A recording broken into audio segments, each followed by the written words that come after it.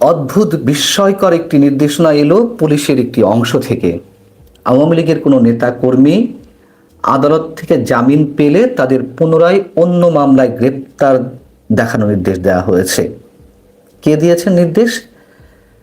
Rajshahi range DIG Mohammad Shahjahan সাহেব মঙ্গলবার এমন একটি নির্দেশনা দিয়েছেন, সেটি গণমাধ্যমে এসেছে খানিক আগে। এবং এই নির্দেশনাটি দেওয়া হয়েছে রাজশাহী রেঞ্জের অধীনে ৮ জেলার পুলিশ সুপারদের।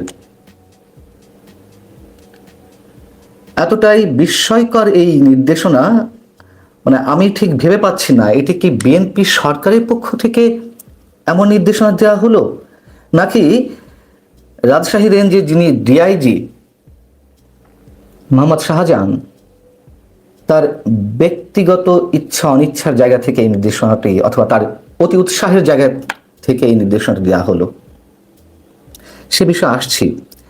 ডিআইজি মোহাম্মদ শাহজাহান স্বাক্ষরিত ওই চিঠিতে কি বলা হয়েছে? লিখিত চিঠি এটি।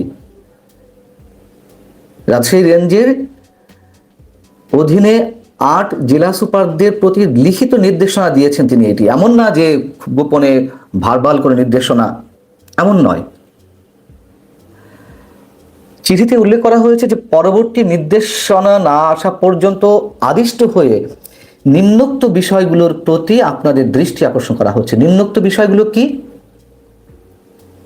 ১ নম্বরে বলা হচ্ছে, কার্যক্রম নিষিদ্ধ বা স্থগিত ফ্যাসিস্ট সংগঠন বা সংগঠন সমূহের, মানে আওয়ামী লীগের, যে নেতৃবৃন্দ এবং কর্মী জামিনে মুক্তির পর দলকে শক্তিশালী সংগঠিতকরণ এবং মাঠ পর্যায়ে তৎপরতা প্রদর্শন করতে সক্ষম, তাদের জামিন হওয়ার পর অন্য মামলায় গ্রেপ্তার দেখাতে হবে, শোন অ্যারেস্ট দেখাতে হবে।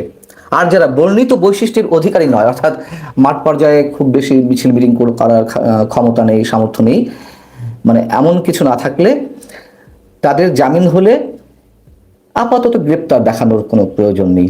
কি মহানুভবতা! চিঠিতে ২ নম্বরে যে পয়েন্ট, সেখানে বলা হচ্ছে যে এর আগে এই বিষয়ে গ্রুপ মেসেজের মাধ্যমে পুলিশ সুপারদের অবহিত করা হয়েছে। ওই যে বলছিলাম ভারবালি কোনো নির্দেশনা নয়, মানে এর আগে ভারবালি একটা দেওয়া হয়েছে, তারপরে আরো বেশি উৎসাহিত হয়ে গায়ে এই যে ডিআইজি রাজশাহী রেঞ্জের ডিআইজি মোহাম্মদ শাহজাহান, তার গায়ে জ্বালা ধরে গিয়েছে যে লিখিত নির্দেশনা দিতে হবে। তো বলা হচ্ছে যে এর আগে গ্রুপ মেসেজের মাধ্যমে এরকম নির্দেশনা দেওয়া হয়েছে, অবহিত করা হয়েছে। বিষয়টি অত্যন্ত গুরুত্বপূর্ণ ও অনুসরণীয় হিসেবে বিষয়টি উল্লেখ করা হয়েছে। রাজশাহী রেঞ্জের আওতায় থাকা রাজশাহী, চাঁপাইনবাবগঞ্জ, নওগাঁ, নাটোর, পাবনা, সিরাজগঞ্জ, বগুড়া ও জয়পুরহাট, এই ৮ জেলার পুলিশ সুপারদের প্রতি এই নির্দেশনা দেওয়া হয়েছে। আমি প্রায় ৩ মাস কারাগারে থেকে দেখে এসেছি, আপনাদের সঙ্গে শেয়ার করেছি, একাধিকবার বলেছি যে সেখানে আটক মানুষেরা কি অসহায় অবস্থায় আছেন। তাদের পাশে রাষ্ট্র নেই, তাদের পাশে কোনো সরকার নেই, তাদের পাশে কোনো সংগঠন নেই। মাঝে মধ্যে আন্তর্জাতিক কয়েকটি সংগঠন বিবৃতি দিয়েছে যে এইভাবে যে আটক রাখা হচ্ছে, জামিন দেওয়া হচ্ছে না, এটা মানবাধিকারের চরম লঙ্ঘন। তাতে কোনো কর্ণপাত করেন ডক্টর ইউনূস সরকার। সেখানে আমি দেখে এসেছি যে একটা জামিন যখন মানুষ অনেক কষ্টে ভিটে মাটি বিক্রি করে ৪-৫ লাখ টাকায় একটা মামলা থেকে জামিন পাচ্ছে, আবার ৪-৫ লাখ টাকা ১০ লাখ টাকায় আর একটা মামলা থেকে জামিন পাচ্ছে। জামিন পাওয়ার সঙ্গে সঙ্গে বেল বন্ড যখন জেল গেটে যাচ্ছে, তখন গোয়েন্দা সংস্থাগুলোর কাছে জেল গেট থেকে ফোন চলে যাচ্ছে, অমুকে জামিন পেয়েছে, তার নামে অন্য কোনো মামলা দেওয়া হবে কিনা। আবার মামলা এসে যাচ্ছে। মানুষ অতিষ্ঠ হয়ে টাকা পয়সার দিক থেকে নিঃস্ব হয়ে যাওয়ার পরে একেবারে আশা ভরসা ছেড়ে দিয়েছে, না আর জামিনের দরকার নেই, জামিনই চাইছিল না মানুষ একটা পর্যায়ে। এই যে পিডব্লিউ, পেন্ডিং ওয়ারেন্ট, মানে ওই যে এর আগে হাজার হাজার মানুষের নামে একটা মামলায় হাজার হাজার মানুষকে আসামি করা হয়েছে, অজ্ঞাত হিসেবে নাম ঢুকিয়ে দেওয়া হয়। এবং শুধু তাই নয়, কন্ট্রাক্টে কাজ হয়েছে। সংশ্লিষ্ট থানা থেকে যখন মামলা আসছে, তার আগে ওই থানার ওসির সঙ্গে যখন কন্ট্রাক্টে যাওয়া হয়েছে ৫ লাখ ১০ লাখ টাকা, হয়তো সেই পরবর্তীতে আর কোনো মামলা আসেনি। ডিসি প্রসিকিউশন, সেখানেও অঢেল টাকার লেনদেন হয়েছে এইসব মামলা ঠেকাতে। যাদের নেই তারা কি করেছে? তারা হাত পা গুটিয়ে বসেছিলেন বা এখনো আছেন যে আমার জামিন দরকার নেই, কারণ এই যে কষ্টে যে লাখ লাখ টাকা খরচ করে জামিন নেওয়া হচ্ছে, এই জামিনের কোনো মানে থাকছে না, অতএব আসুক, আর জামিন না হলে তার মামলা আসবে না, দেখি থাকি কারাগারে। এইভাবে কারাগারে বসে মানুষ পড়ছেন। কিন্তু তখন তো ডক্টর ইউনূসের জঙ্গি শাসন ছিল, এখন তো আর সেই জঙ্গি শাসন নেই। এখন আমরা মনে করছিলাম যে বিএনপি আগের চেয়ে অনেক বেশি উদার গণতান্ত্রিক মানসিকতার মধ্য দিয়ে একটি সরকার গঠন করেছে। আমরা দেখেছি যে ডক্টর ইউনূসের জঙ্গি শাসনের সময় সেই সময়কার মহামান্য আইন উপদেষ্টা ডক্টর আসিফ নজরুল প্রকাশ্যে একাধিকবার বলেছেন বিচারকদের উদ্দেশ্যে যে এভাবে যেন জামিন না দেওয়া হয়, দেখে শুনে যেন জামিন দেওয়া হয়। বিচারকদের মাথায় ঘাড়ে কয়টা মাথা যে আইন উপদেষ্টা বা আইন মন্ত্রীর তরফ থেকে যদি এই ধরনের মন্তব্য আসে তাহলে তারা কিভাবে জামিন দিবেন? এবং এই কথা তো ওপেন, অনেক আইনজীবী বলেছেন যে বিচারকরা ভয়ে তটস্থ থাকেন, যদি কোনো জামিন দেওয়া হয় তাহলে পরবর্তী দিনে তার চাকরি থাকে কিনা সেই আশঙ্কাতেই তার রাতের ঘুম হারাম হয়ে যায়। স্বরাষ্ট্র উপদেষ্টা ছিলেন একজন general, lieutenant general Jahangir Alam Chowdhury. তিনি প্রকাশ্যে বললেন, যখন অপারেশন ডেভিল হান্ট ফেজ 2 শুরু হলো, তখন তিনি বললেন যে আওয়ামী লীগের নেতা কর্মীদের দেখা মাত্রই আটক করতে হবে, কারো নামে মামলা থাক আর না থাক। এটি কোন ধরনের জঙ্গি শাসন? আর সেই জঙ্গি শাসনের ধারাবাহিকতা কি এখনো চলছে? তাহলে যে পুলিশের একজন ঊর্ধ্বতন কর্মকর্তা এইভাবে নির্দেশনা দেন যে কারো জামিন হলেই তাকে আবার আটক করতে হবে, অ্যারেস্ট দেখাতে হবে। মানুষের আশা ছিল যে বিএনপি ক্ষমতায় এলে এই ধরনের শ্বাসরুদ্ধকর অবস্থার অবশ্যই পরিবর্তন আসবে। হ্যাঁ, এটা সত্য কথা। আওয়ামী লীগের সময় আমরা দেখেছি যে কোনো মামলা থেকে কেউ মানে বিএনপি বা অন্য কোনো বিরোধী দলের নেতা কর্মীরা জামিনে মুক্ত হলেই জেল গেট থেকেই সাদা পোশাকে পুলিশ অ্যারেস্ট করে আবার অন্য মামলায় দিয়ে দিচ্ছেন, দেখেছি, সত্য কথা। কিন্তু এগুলো তো সেগুলোকে ছাপিয়ে যাচ্ছে, সরাসরি নির্দেশনা দেওয়া হচ্ছে। তখন তো গোপনে গোপনে হতো, এবং পরবর্তীতে এসে বিচারকদের উপরে ইম্পোজ করা হলো পরোক্ষ বা কিংবা প্রত্যক্ষভাবে নানান ধরনের নির্দেশনা। যে প্রশ্নটি করছিলাম যে এই যে নির্দেশনা, সেটি কি রাজশাহী রেঞ্জের ডিআইজি মোহাম্মদ শাহজাহানের ব্যক্তিগত নির্দেশনা? তিনি কোনো গুপ্ত সংগঠনের হয়ে কাজ করছেন? আমরা দেখেছি এর আগে গুপ্ত সংগঠনের হয়ে নানান ধরনের কর্মতৎপরতা আওয়ামী লীগের মধ্যে ছিল, বিএনপির মধ্যে আছে। বিএনপির এখন যিনি শিক্ষামন্ত্রী তিনি তো একসময় বলেই ফেললেন কদিন আগে, নির্বাচনের আগে, যে ভোরবেলায় দেখছি মিছিল আসছে, কার বিরুদ্ধে? বিএনপির বিরুদ্ধে। কিন্তু আমি তো দেখছি এগুলো তো সব আমার লোক কেন বিএনপির বিরুদ্ধে মিছিল করবে?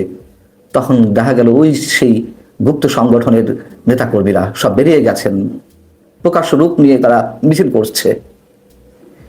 এটিও কি সেই ধরনের কোনো গুপ্ত সংগঠনের হয়ে কাজ করা কোনো বিশেষ কর্মকর্তার এই ধরনের নির্দেশনা বিএনপিকে বিপদে ফেলতে? যদি না হয়ে থাকে তাহলে তো অবশ্যই এই যে পুলিশ কর্মকর্তা মোহাম্মদ শাহজাহান, তার বিরুদ্ধে তো অ্যাকশন নেওয়া উচিত। কিন্তু আদৌ কি বিএনপি নিবে? তাহলে কি আমরা বলবো যে এটি বিএনপির একেবারে ঊর্ধ্বতন মানে শীর্ষ কোনো জায়গা থেকে এই ধরনের নির্দেশনা দেওয়া হয়েছে, যেগুলো বাস্তবায়ন করছেন মোহাম্মদ শাহজাহানের মতন পুলিশ কর্মকর্তারা?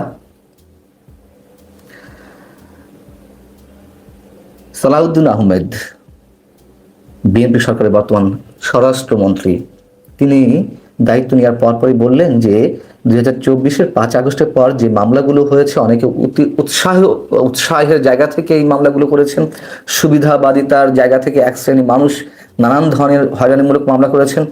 সেই মামলাগুলো পুনর্বিবেচনা করা হবে। যদি তাই হয়ে থাকে তাহলে এগুলো কিসের লক্ষণ?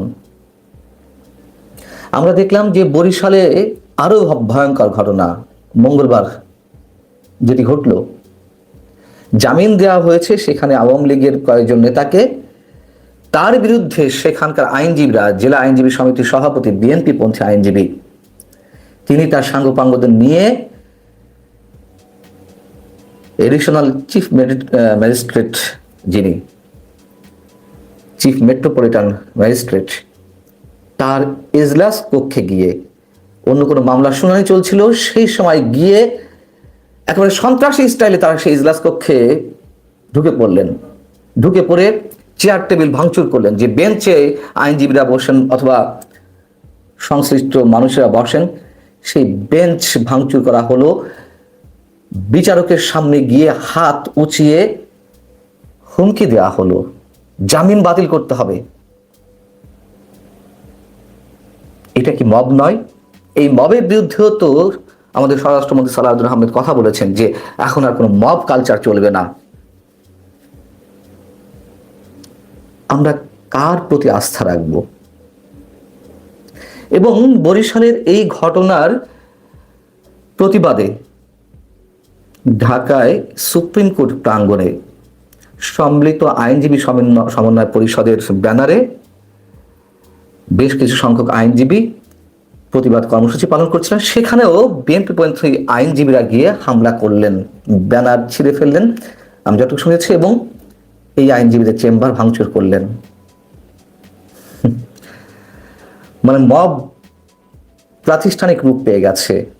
আমাদের কি সে কথা বলতে হবে? তাই তো আমাদের মেনে নিতে হবে। এভাবেই চলবে রাষ্ট্র, এভাবেই চলবে দেশ। তারেক রহমান যে অনেক চমক দেখাচ্ছিলেন, আমি নিজেই বলছিলাম যে এই মুহূর্তে থেকেই অন্তত সরকারের সমালোচনা করতে চাই না, অবশ্যই তাদেরকে কাজ করার সুযোগ দিতে হবে। কিন্তু আমরা দেখলাম বিএনপির কোনো মন্ত্রী বলা শুরু করলেন সড়কে যে চাঁদাবাজি হয় সেগুলো চাঁদাবাজি নয়, সেগুলো কল্যাণের জন্য সমঝোতার ভিত্তিতে এইসব টাকা আদায় করা হয়। কি ভয়ঙ্কর কথা! তার পরবর্তী আবার দেখছি আদালত প্রাঙ্গণে বিচারকদের হুমকি, পুলিশের ঊর্ধ্বতন কর্তৃপক্ষের জায়গা থেকে জামিন পেলেই কোনো মানুষ তাকে আবারও গ্রেপ্তার করতে হবে যদি কিনা তিনি আওয়ামী লীগের সঙ্গে সংশ্লিষ্ট হন। এগুলো কিসের নমুনা? আওয়ামী লীগের প্রতি মানুষের সিম্প্যাথি জেগেছে গত 1.5 বছর, নচেত 2024-এর 5 আগস্ট আওয়ামী লীগ জনপ্রিয়তা একেবারে তলানিতে গিয়ে ঠেকেছিল। কিন্তু কিছু জঙ্গি নেতাকর্মীদের আচরণে, কথিত কিছু সাবেক ছাত্র সমন্বয়কদের আচরণের কারণে, মব ভায়োলেন্সের কারণে তা যাচ্ছে না তাই করে যাচ্ছিল ডক্টর ইউনূসের যে মবক্রেসি, যে দুর্নীতি, সেখান থেকে কিন্তু আওয়ামী লীগের প্রতি মানুষের সফট কর্নার কিছুটা হলেও, কিছুটা নয় অবশ্যই অনেকখানি পুনঃপ্রতিষ্ঠা পেয়েছে। নচেত এগুলো না করলে আওয়ামী লীগের এভাবে ফিরে আসতে আরো ন্যূনতম 5 থেকে 10 বছর লাগতো। কিন্তু 6 মাস 1 বছরের মধ্যেই মানুষের প্রতি, মানে আওয়ামী লীগের প্রতি মানুষের সফট কর্নারটি জাগতে শুরু করলো। এই যদি হয় বিএনপি সরকারের শুরু থেকেই নানান কাজের দৃষ্টান্ত আমাদের সামনে উপস্থিত হয়, আওয়ামী লীগ তাকে এবারে দুধে ধোয়া হয়ে যাবে। কে দুধে ধোয়া হলো কিংবা না হলো সেটি আমাদের দেখার বিষয় নয়। বিষয় হচ্ছে এই সমাজের, এই রাষ্ট্রের নাগরিক হিসেবে আমরা আতঙ্কিত।